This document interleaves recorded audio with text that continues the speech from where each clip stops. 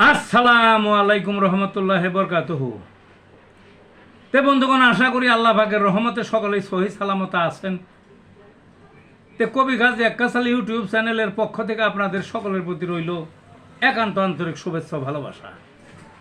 তে বন্ধুগণ, এখন আপনাদের সামনে যে বয়ানটা রাখবার চেষ্টা করব, বয়ানটা হলো আমার স্বরচিত একটা কবিতাটা হলো বলের জীবনটাই লাথি খাওয়া। পৃথিবীতে বিভিন্ন জীবজন্তুর, বিভিন্ন পদার্থের, বিভিন্ন জড় পদার্থের, বিভিন্ন এক কথায় বিভিন্ন জিনিসের একটা জীবন আছে, বুঝলেন না? আমরা মনে করি মরা, আসলে সব জিনিসই জীবিত। কিন্তু বল এমন একটা জিনিস, বল মানে যে ফুটবল আর কি, পায়ে যে খেলে। এখন যে বিশ্বকাপ চলছে না, এটার কথা মনে করে এই কবিতাটা লেখা হয়েছে। এই লাথি খাওয়া, এত লাথি আর কোনো জিনিসে খায় না। বলের জীবনটাই লাথি খাওয়া, বুঝলেন না?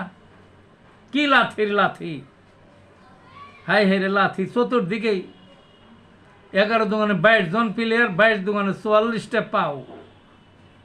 হ্যাঁ, প্রায়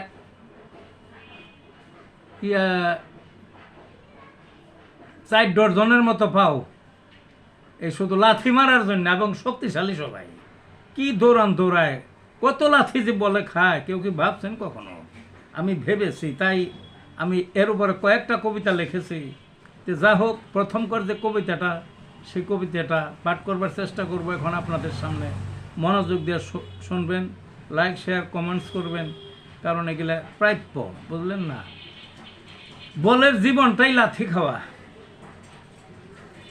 বলের পিছে ছুটছে সবাই বিশ্বকাপের মাঠে, বলের তো আজ রক্ষা নাই লাথির ঘেরা কলে।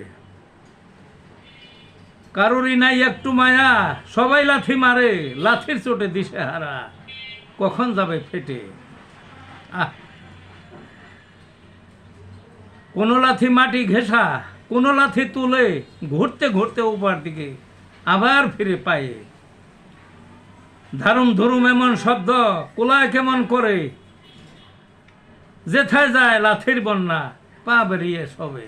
আরে লাথি মেরে সবাই সখী, কে কতটা পারে, যার লাথির জোর বেশি তারই গৌরব আগে।